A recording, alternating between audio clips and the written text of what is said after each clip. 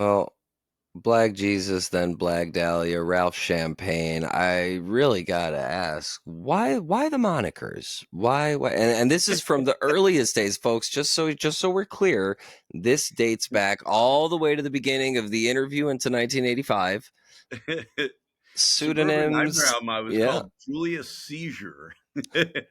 Yeah, we always came up with crazy names. I had one, my favorite one, I did a record called Penetration Moon that was like a mock glam band, and my name was Junior High, which I thought was funny.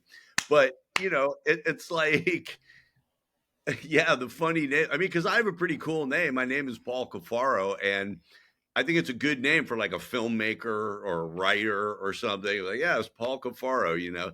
But it never really felt rock and roll to me. Like Mm. rock and roll bands I grew up with, it was like, Elvis Presley and Gene Vincent and like some kind of name like that. And then you got guys like Iggy Pop, and Stiv Bader. And so I thought, okay, Blag, because I wandered into, I think one night when we were on tour, one of the early tours, we slept at a squat house and spray painted on the wall, it said Black Jesus. And I'm like, oh, this is like fate.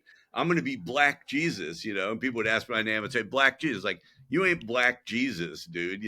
So then I became Blag Jesus. Like, it was a name like Stiv or Iggy. And it was like, okay, I'm not Black Jesus. I'm Blag Jesus. Like, it was just to be silly.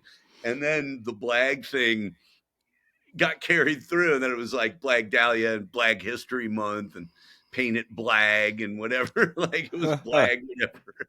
So, yeah, and I got stuck with this silly name and I've just kind of been living with it ever since. And, man, just part of the randomness of the dwarves and the randomness of my life.